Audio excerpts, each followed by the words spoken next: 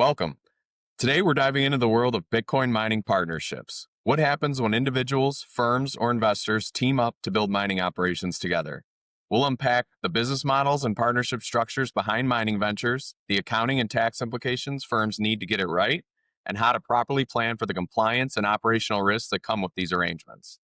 Whether you're an entrepreneur, a Bitcoin investor, or a CPA servicing Bitcoin miners, this conversation will help you understand how to approach mining partnerships strategically, balancing the risk and reward in one of the most competitive corners of the digital asset world.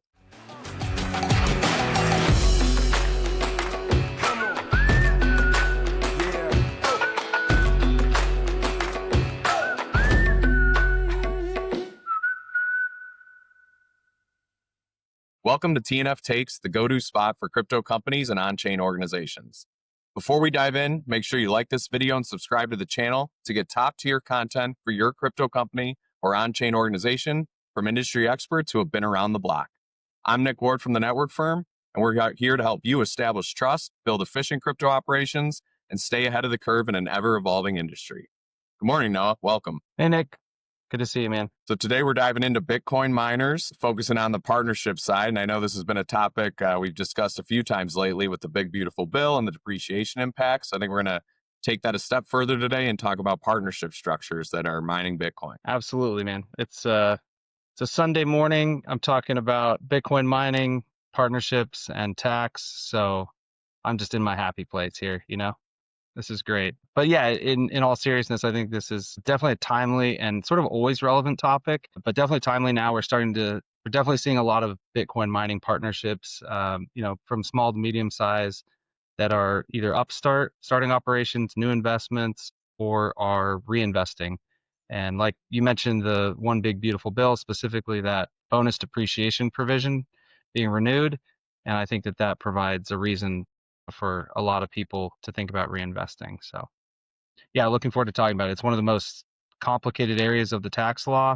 It's something that trips people up all the time. Candidly, a lot of folks start with a misunderstanding in their planning phase, and then they just end up with tax surprises on the back end.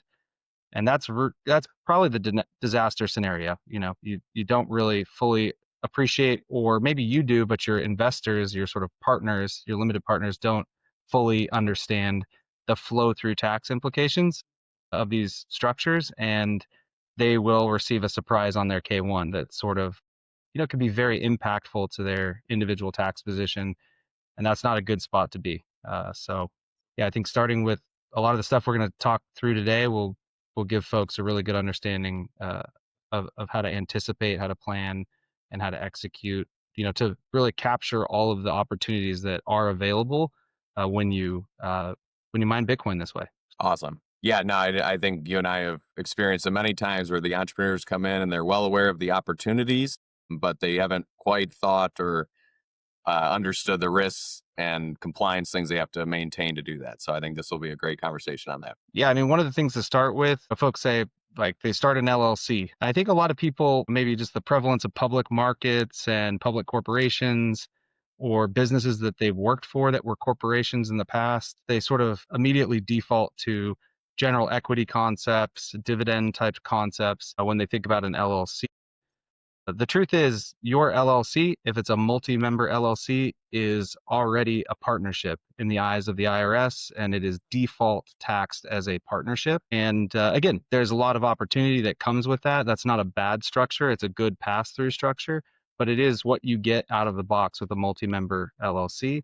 And unless you make an election, a C Corp election, sort of an affirmative filing with the IRS to tell them, no, we're actually going to operate like a C Corp, and our shares, our equity, will be treated as such, and, we'll pay dividends, for instance, as opposed to make partnership distributions, then yeah, you are taxed as a partnership. So we'll set the C Corps aside for today then. And so we've got our clients, right, and they want to do the partnership. And I think, most come to our door with at least some inclination that, hey, that offers big benefits, right? Definitely can. Yeah, it can. And it can, I think one first distinction is is it better to mine Bitcoin solo or with partners? And of course, there's the individual preferences involved here, but from sort of a tax benefit perspective, I think actually sort of placing the same amount of capital that you would individually, but doing it with within a partnership is actually more beneficial. So there's a couple of reasons for that.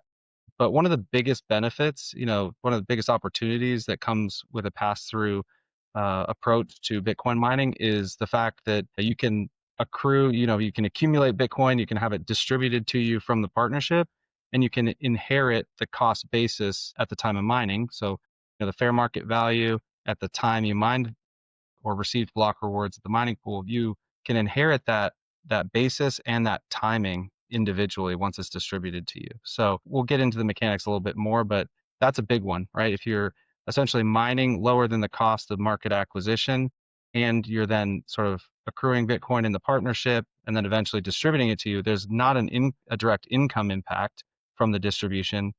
You're receiving Bitcoin at a lower cost basis than you would if you had bought it, and you're inheriting this time factor, so that if you do sell, you are further down the road to going from short-term capital gain into long-term capital gain territory.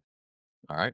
Good stuff. Yeah. I think what you've laid out is definitely one of the scenarios that could occur, but it all starts with a proper plan in place, correct? 100%. It's like mining partnerships offer big benefits, but if you do it right, and if you do it right is the emphasis for sure. Again, starting out with sort of the wrong assumptions, the wrong planning, the wrong communication with your partners or investors leads to unhappy surprises, uncomfortable conversations. Yeah, these can be very significant impacts at the tax year end, and they're things that can't really be unwound. They can't be undone. They either fall within the calendar year or they don't. And so just got to start with the end in mind for sure. Okay. So let's do that. Let's maybe, I know for me, it's always like break it down from the start to finish. Let's simplify. So we're talking good planning. We've got a partnership. Um, Maybe you can just start to break down that initial view of what do partners expect, right, in terms of that pre-tax share of the business Sure. operations. Yeah, for sure.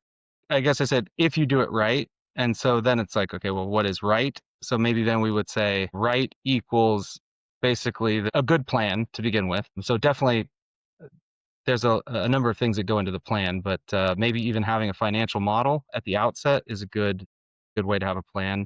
Then there's the tax piece and the accounting piece. So good planning, proper accounting, and really understanding the tax implications before you set down the road, or at least shortly after you set down the road. On that first one, I think you mentioned sort of like the pre-tax share of, right? And so yeah, we've got today, again, like I said, we're going to go a little bit deeper. There's a little bit more of a professional education session than it is just a typical podcast, sort of blend the two here, I guess, but we want to give you some really concrete information in this session. So, on good planning, I think one of the first things to cover is some of these core concepts around the way a partnership works.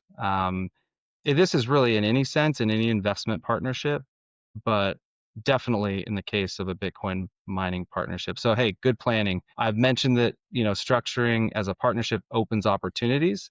And you mentioned this pre-tax share of, the results of the operation. So that's exactly what happens.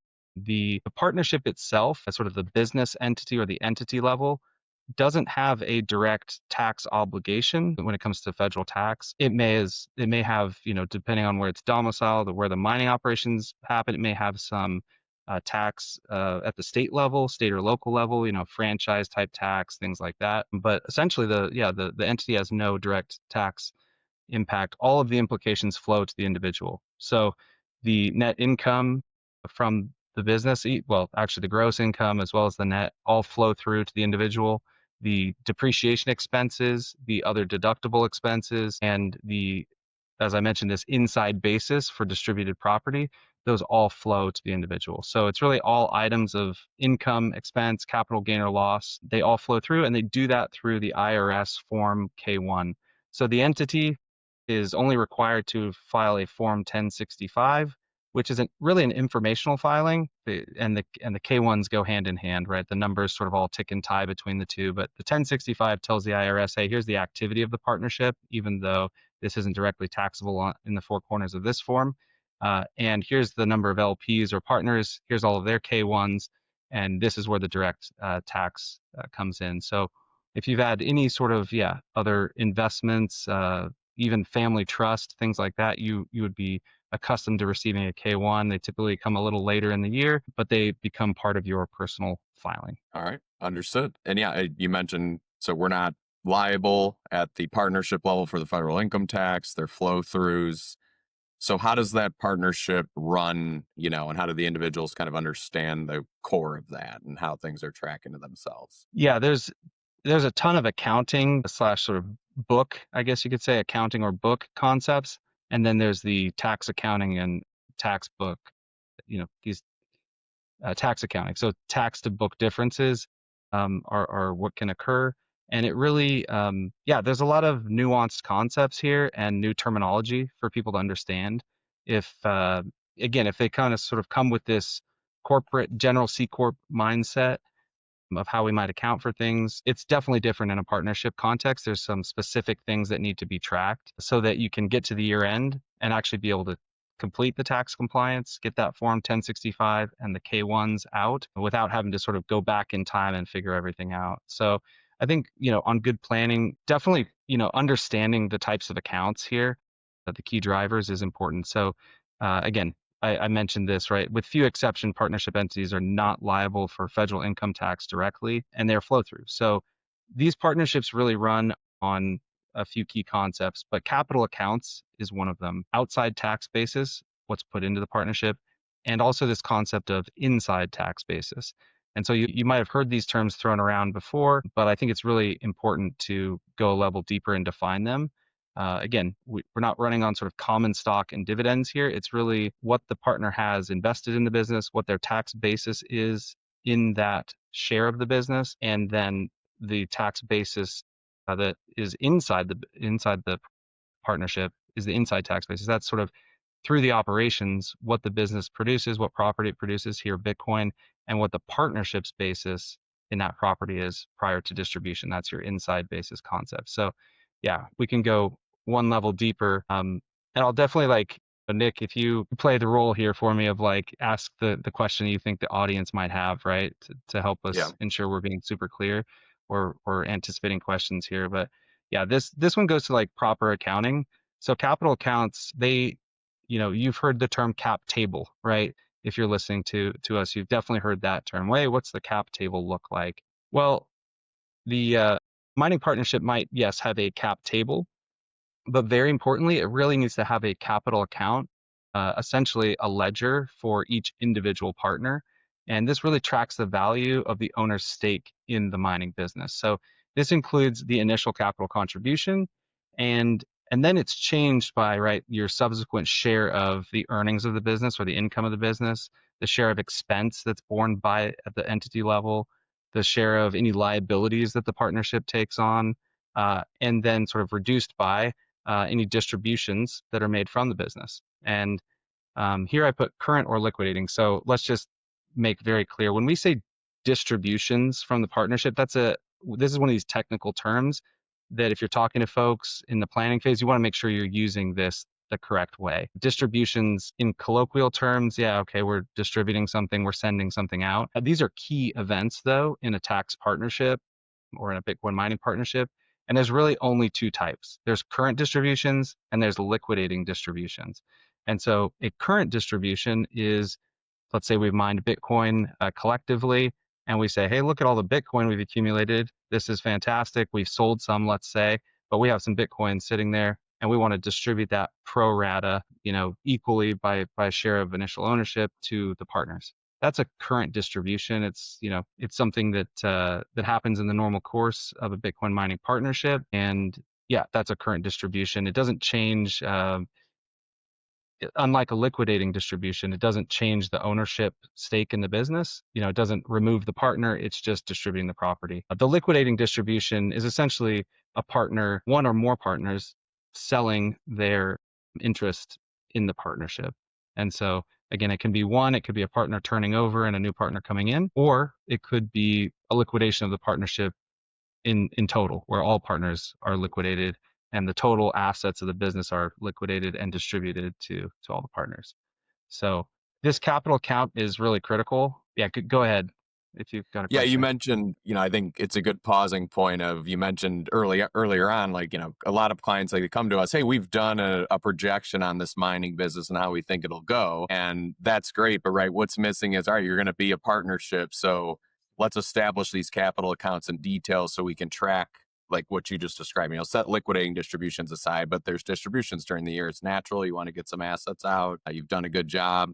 And that's where, hey, yeah, track that in the capital account, have those individual, let's say you and I had that Bitcoin mining partnership, like go ahead and right away in the books, set up, Nick's equity, Noah's equity, so that, as you mentioned, we take distributions, those get tracked in real time, which, A, is a compliance function you'll want to keep an eye out. And I think later in the talk, you're going to describe, even more importantly, why it matters to be tracking that in real time, being well aware of your tax picture at all times for proper planning towards year end when we get there. But maybe Yeah. continuing on here. So I think I understand the capital accounts, kind of the inflows, outflows of those and tracking them. But you talked about two other terms, right? Outside basis, inside basis. So maybe we can break those down a little further. Yeah, for sure. Yeah, not only do you have the need to track a table of, sort of interest, the partnership, the value of an individual partner's interest in the business, you need to know what their tax basis is in the business. And this is,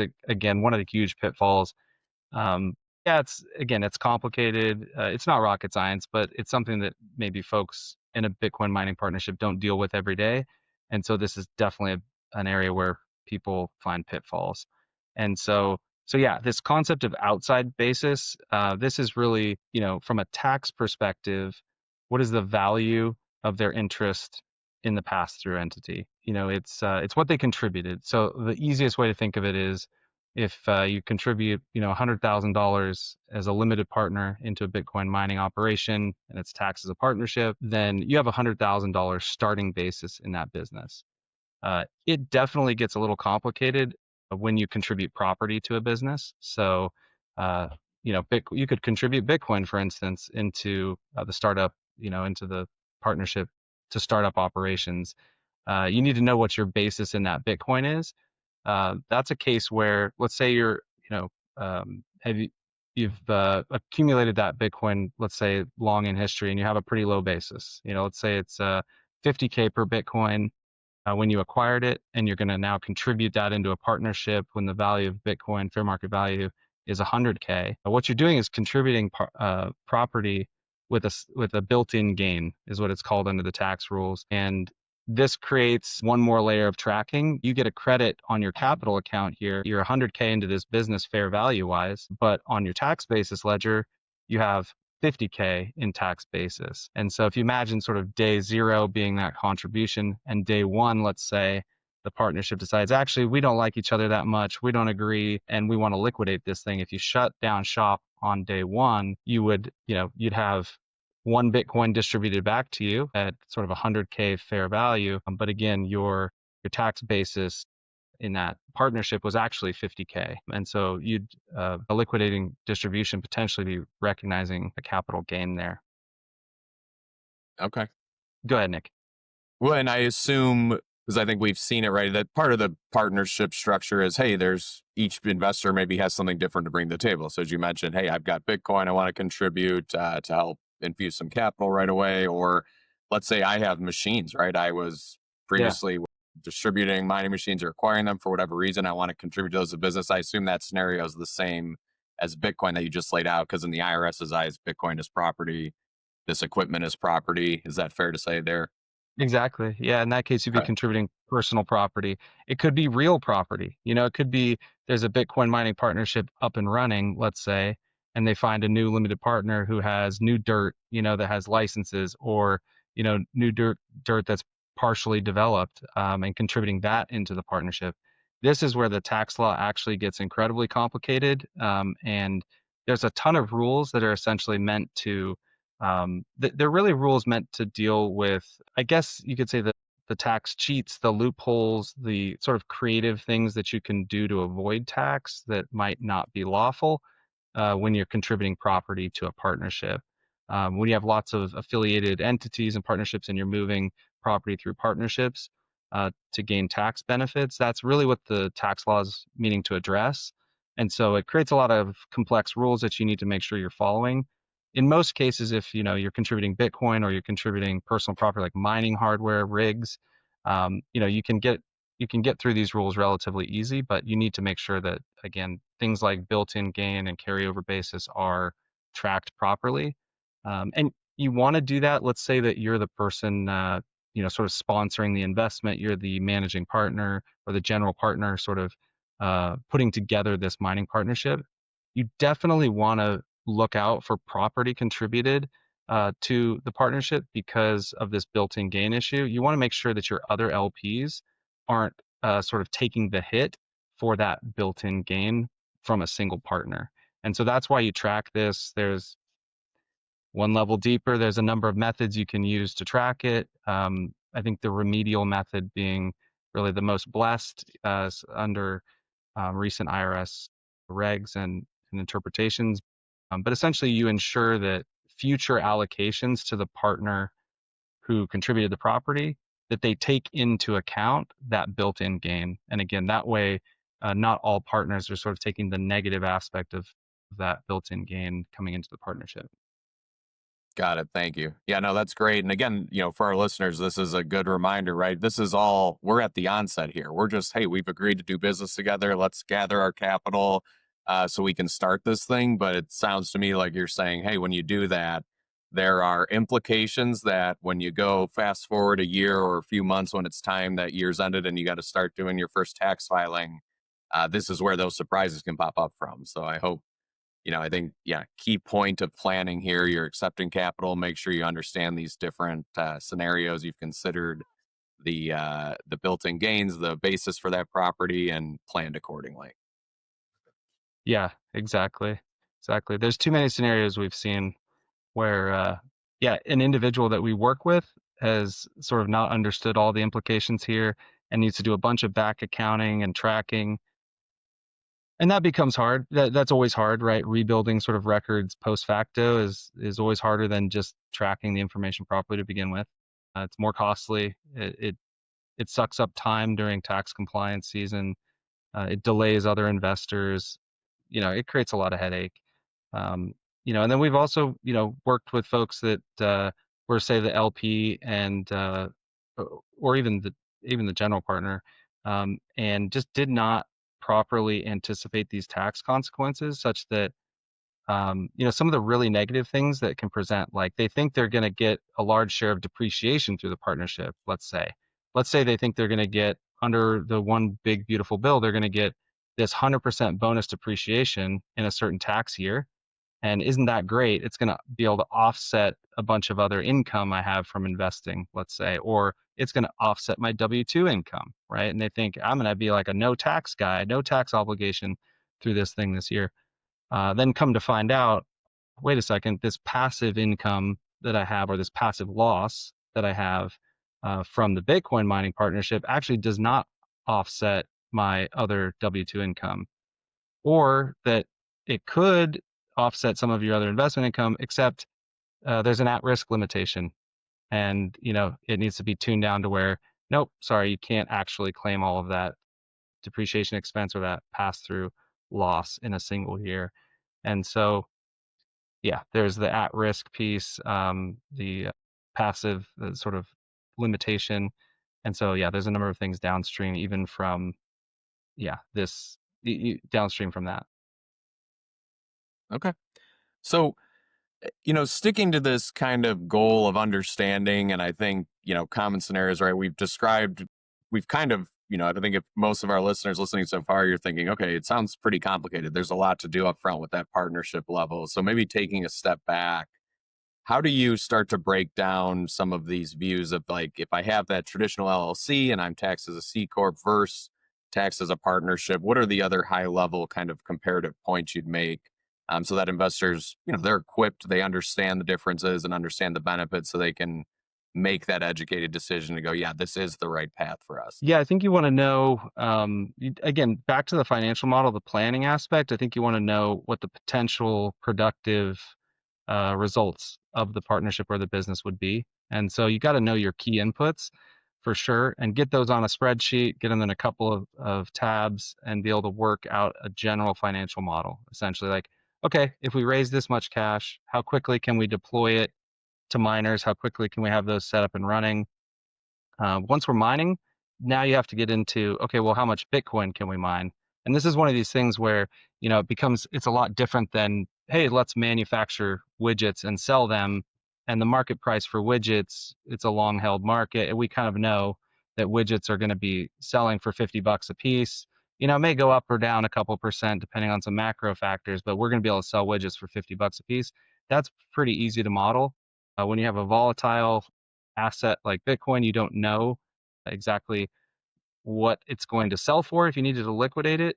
You don't know future market prices. You don't know the difficulty of the Bitcoin network. So you don't know, like your hash rate and what that would actually produce or be likely to produce in a mining pool. So yeah, and you actually deal with this a lot with clients. So you should talk about this piece. Like, in modeling, in that financial modeling scenario, how do you address that? How would you what are the high points for like setting up a model that can be somewhat reliable for predicting future mining operations? Yeah, my pre-Bitcoin life was with construction contractors, right? And I thought that's a very high variable industry, right? Because hey, there's so many things that could cause a job to get delayed or have excess costs, right? It's from weather to labor regulations that maybe pause or slow down production. But when I got it into Bitcoin mining, I quickly learned that okay, now this is really the most competitive one of the most competitive economic ventures you could go down, exactly for what you described, right? No one knows, the price of Bitcoin itself is constantly moving. It's a 24/7 traded market. So there's constant activity and pressure both ways on it. And then, yeah, the other point is, hey, anyone in the world can plug in and start hashing with all of a sudden a large source of energy that's cost effective comes into play and someone decides to plug in there. Now your difficulty's going up. And if you're not increasing your hash with it, you're somewhat slowly falling behind. So I always, obviously one of the first things we'll ask for is what does your model look like, right? What are you basing this off of as you're going to go out and get investment? You start to communicate to investors or your partners. And for me, it really comes back to like being conservative, right? We should be conservative with our expectations on both the price and difficulty. And, one thing I certainly personally got wrong if I went back 3 years ago is how quickly the hash rate has continued to climb, right? We hit Zeta this year in terms of hash rate. I really didn't think with ups and downs that would happen so quickly, but it did. And so the reality is if you're projecting out, I think it's safer to assume that a conservative price point for Bitcoin and then conservative and then predict a continual, and you could be conservative in this. The hash rate's not going to continue to spike constantly, but I think it's fair to say assume an uptrend on that. And so you can kind of just base your projections in a conservative footing that's not going to set, over expectations for your investors. It's going to allow you to properly plan. And, part of that planning is, hey, you're going to have to liquidate some Bitcoin to cover operations. So you should be well aware of that ahead and, have a good understanding, both for just running the business and dealing with those costs, but also setting those expectations with investors. 100%. Yeah. Yeah. You mentioned power costs too, right? Which is another variable to input there. And, some of our clients start on, sort of long-term power purchase agreements. They have relatively predictable power costs. That's great.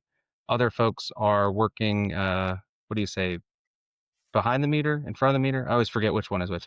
You're a little bit more subject to sort of market pricing on power, and that's a variable input, much more variable input. So yeah, a ton of variables to consider. I think it's a really fun thing to financially model and or even to back test. Like, that's another thing that I would definitely recommend. It's not always easy to do, but is like, hey, here's what we think we're going to do. Here's how we're going to allocate resources. Here's what we think the inputs are. Uh, what if we actually did that a year or 2 years ago and ran it? How successful would we have been, or how close would we have been? The other thing that I've seen I like to do is just sort of the like pessimistic, optimistic, realistic type scenarios. Put a few variables in there, so it's can be a good thing. It helps your team establish, all right, in that high positive scenario, right? You not only model that out, but then you say, all right, what would we do in that scenario, right? And that's where then when those things happen, let's say, yeah, Bitcoin spikes and you go up 125K, 150K or more, you're prepared as a business to know, okay, this is what we plan to do in that scenario. We're seeing it. Let's react. And to your point, in that kind of bare worst case scenario, you're also prepared because you've not only modeled it out, but you've looked at what your business would look like well ahead in that scenario. So you're prepared to act, and you're not, reacting in real time where, emotions, everything else comes into play and decisions have to be made. And so I think the more planning, the better on that front.